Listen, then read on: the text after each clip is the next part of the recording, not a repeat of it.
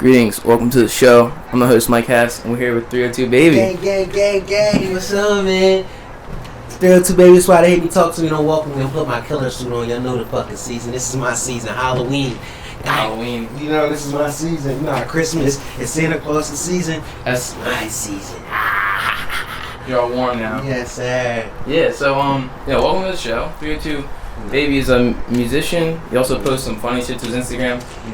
Thanks for having me, man. You know, it's a blessing, man. Yeah, we want to dive into his mind and learn about this. I don't know, I just saw some videos and I was like, he has audacity in a good way. Definitely follow his Instagram. That's where he's very active. Let's just say that. So, how much did the hair cost? The hair, that's something that y'all have to look into. You know what I'm saying? I can't give y'all that price right now, but you can hit my DM for prices today, tomorrow, next week. It's here. Yeah, that's great. So, the last song where you at? That's the last song you posted. Fairly emotional singing track. It's a song kind of against people who don't support you. Hard to say it.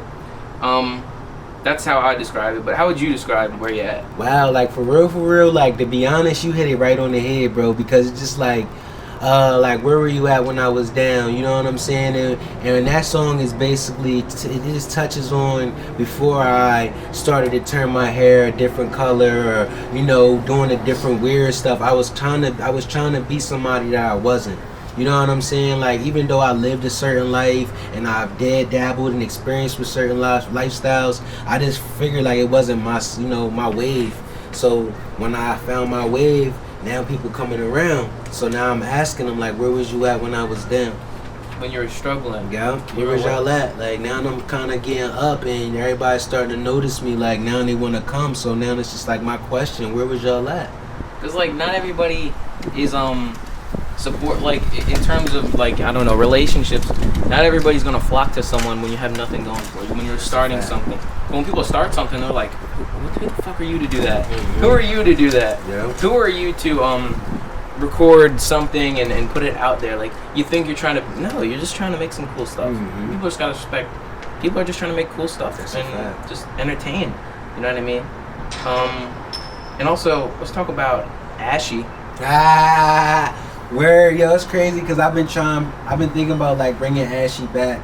You know what I'm saying? Like, Ashy was for people that don't know, Ashy was like the start of this, the start of the turning and being crazy. Cause it's like I was in Walmart, right? I'm gonna break it down to y'all. This is where the tip where y'all can find how much this costs. I was in Walmart, right? And I was running around with my cousins, and they say, "Johnny, look at that! You squeeze it and it popped." So when it popped, I unraveled it and put it on my head and start running around the store with them. Before we left that store that day, I promise you about 20 people said, "Yo, is that your real hair?" You know what I'm saying? So as she started, I built a character because my buzz, I always wanted my buzz to be lit. And I said, you know what? I got to start doing something different. To get my skits. Plays, yeah. I started doing the skits. I said I found a girlfriend, her name was Dione Marie. She said, "Yo, this be different," and that's when it started busting for me. Everywhere I went, people was like, "That's that one boy, I saw him this place," and that's why I said, "Yeah, this is it." You have a lot of pictures like fans, yeah, like, and that's like, you don't see that a lot from local people. That's a fact, bro. Like I'm tapped into some local guys, but a lot of them, they make some cool music, but they're not focused on what makes them apart from others. Yeah, that's a fact, that's bro. what you're good at focusing on. And that's crazy, bro, that you peeped that, like, because it's a lot of artists out here that I like, and they're great, you know what I'm saying? But it's just like, their following and their traction and the people who are liking their stuff, when they're out and about, it just it doesn't match to me, you know what I'm saying? So that's why I'm just saying, those out there, 302 Baby, get with me, man. This is real life. Forget Instagram. You know what I'm saying? It's real life what's going on when I'm outside, man. Yeah, for sure. Let's talk about Real Studios. How long have you been recording there? Man, I've been recording there for like, oh my gosh, like, shout out to my boy Tang, you feel me? We was gonna slide on him, but we'll see you soon. But listen, I gotta say, since I moved out Newark, and I was like, what, 5-6 years ago? Damn. So like 5-6 years ago, I gotta say, Me and Tang, we've been on tour together, a couple tours and stuff. You feel me? The last one I just went, he couldn't make it, but the first one we went to Orlando and shit, he really turned up and came out with me. Like, I appreciate that. Me and Tang been rocking for years, man. Nice. So let's talk about New York. You're just in New York. Yes, sir. Why are you in New York? New York, like me and my brother, we on me and my brother D-Gent World 302, D-Gent World. We are on a press tour right now. We usually like say it loud and be loud. We on tour, we on press, we doing this, but this year we really being humble with it. We're on a press tour. For those who don't know, my little brother just went to New York 2 weeks ago. He got signed, and I just went up there to follow through. It's D-Gent World, D-Gent, D-G-E-N-T W-R like how Juice WRLD does it. You know how Juice WRLD spells it. You feel me? So he just went up there and did a little promotional deal with Rough Rider and them. And all I did was went up there and followed through with Quiet Studios and Penthouse Studios on what we're doing. We also made a banger last night that's gonna be on radio very soon. So radio. we just pushing. We just trying to push along. You know what I'm saying? So we got a lot of producers and stuff that we're working with it too that we'll be announcing very soon. But that's just what's in making right now, as far as me going to New York and Orlando and just touching up with my peoples out there and seeing what's going on. Let's talk about a Brooklyn drill artist that you're a fan of. Who would you say that is? I say a Brooklyn drill artist. I say you feel me? I gotta say Tutu, but I kind of fell off. I kind of fell off on him because Chef came through and like Chef G.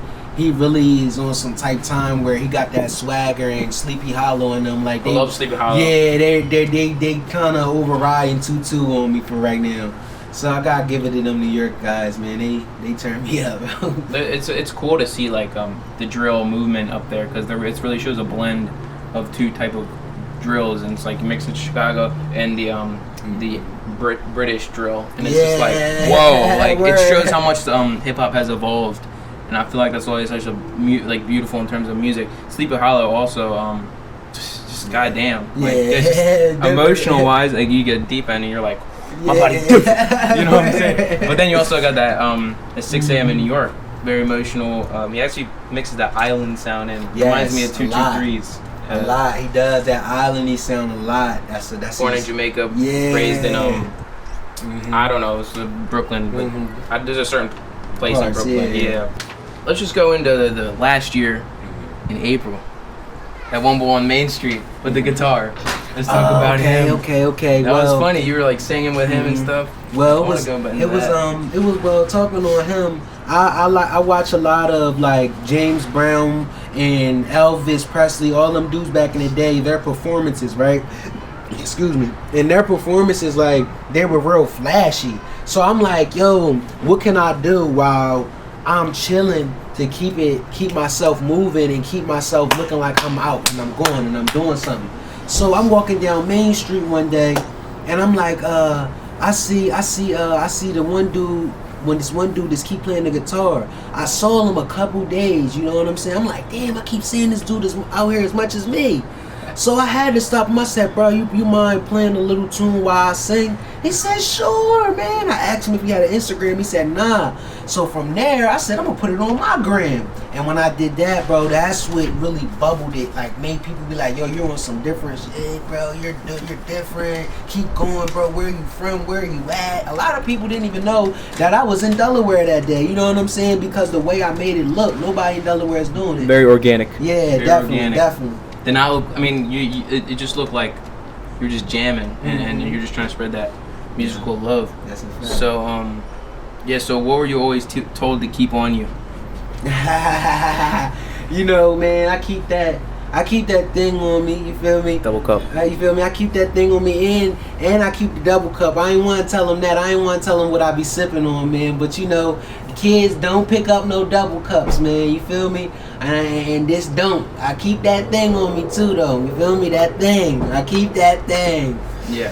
So when was your last project released? Let's just talk about that real quick. My last project, I say, was released. I gotta say it wasn't a project, I would say, but I'd say it was more of a like. It was more of a music. I dropped a music video You know what I'm saying? It was a little music video, but I didn't drop it. I just took it down because I'm really on some type shit. Like, I was on a crazy look, but hood setting mentality. Nah, I'm this new shit that I'm about to give y'all. Actually, let me tell you this. My new project that I'm gonna be working on right now, I'm working on it as we speak.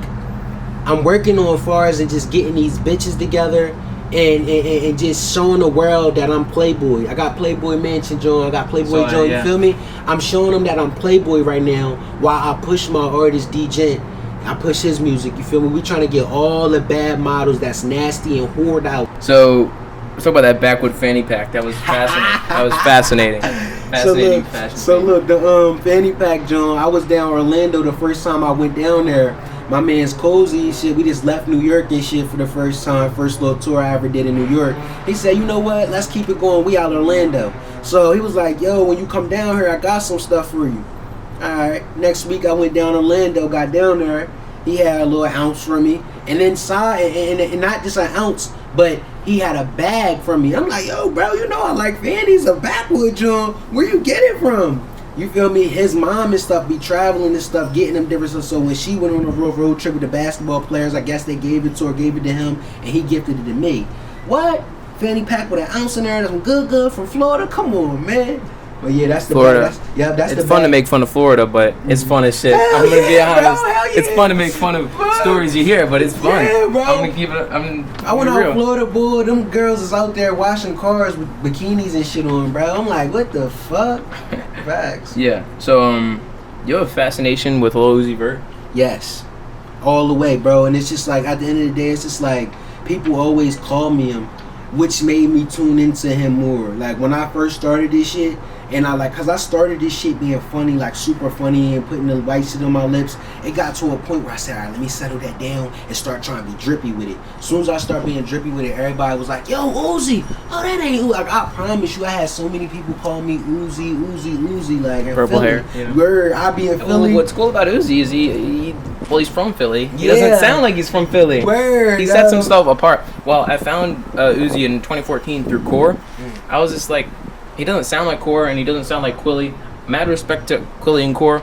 I'd pay money to interview you if you're listening. But he did set himself apart. Yeah, and with his whole aesthetic, the whole like Scott Pilgrim vs. the World aesthetic, and the whole Ramona and all just the colors he chose, just like very representation of something different. And I feel like I could see where you draw inspiration from. Thank you, bro. I appreciate that because that's my guy. Him and Young Thug, you know what I'm saying? Those guys is the ones that I look into like, yo, that's what I want to look like. I want to be that way in my own way. You feel me? I don't want to be no hood nigga, bro. That's everybody trying to be a hood nigga. Like, I really was outside doing this shit. That shit not fun, bro. Having the cops and shit running your crib. You represent fun. Yeah, you feel me? Niggas DMing you talking about, oh, this about to happen. Nah, nigga, I'm a cool getting money nigga. Like, fuck that. Yeah. So, yeah, like you have fun. And another fun thing you did is what did you put relish and syrup on? That looked fun. That looked fun. I put them on the waffles, man. You feel me? I put it relish and syrup on waffles. Relish and syrup on half made waffles. Awesome. The best thing you ever had. I need it with the ice chips on it. Good shit. I love it. That is something I would not try. I'm gonna be honest with you. But that's fascinating. So this is what we were talking about earlier, and I wanted you to save this. Is confidence a learned or born personality trait? Now, I have to say that confidence is like it's more of a you're born with it, but you gotta look at it like this. You always are born with something, but it's up to you to learn life, to discover it. You feel me? Yeah. So it's just like it's a one-on-one on that, bro. You never know. Some people just are born with it and they get up in this. That's the shit they do. You feel me? Their mom pushed them to do that, or their dad pushed them to do that. Their family is into music, so it's just something they doing. Some niggas never find music until they're 17 and they're like, oh shit, I had to learn a few things to know that this is my lane. You feel me? Yeah, I wasn't born to do interviews. You know what I mean? You feel me? You know how to do these shits. It's just like you go the wrong way, you go the right way, and then you find what you got to do to make others around you happy and yourself happy. That's a fact. And confidence is It's key. I feel like that drives a lot of your posts. That's awesome. Yeah, You got it. Yeah. You got it. Yeah, You got it. and who does not like someone with confidence? Word. You know? That's a fact, bro. So, how was the annual toy drive concert? Wow.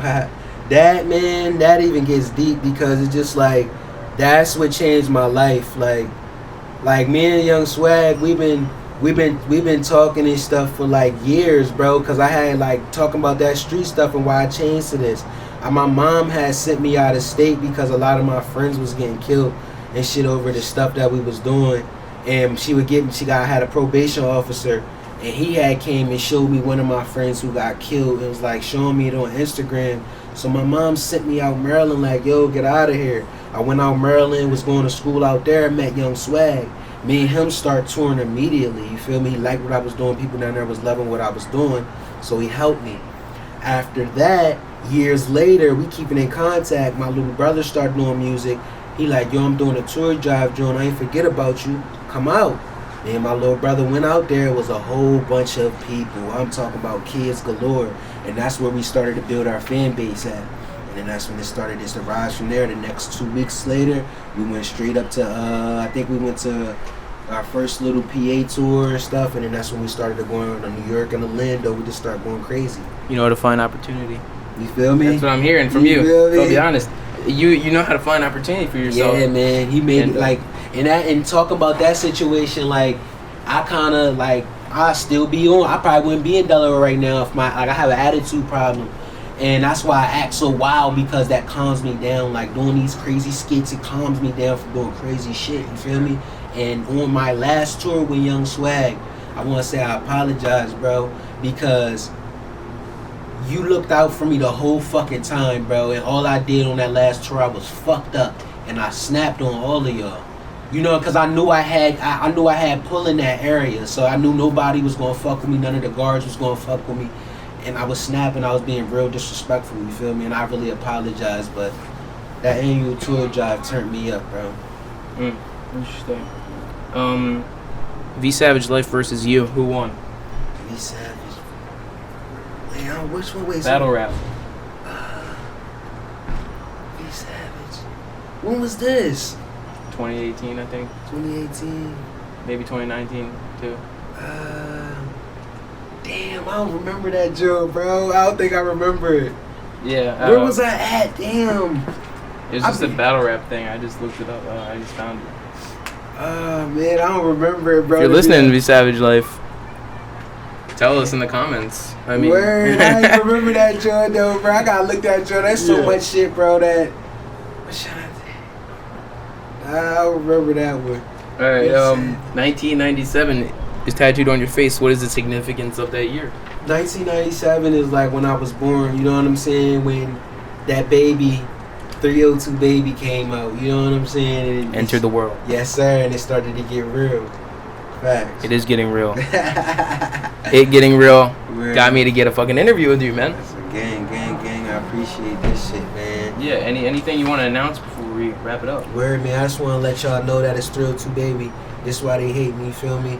And you know what I'm saying? Like, we gave y'all a whole year, man. We back, man. 302 baby and the brothers, man. D-Gent World.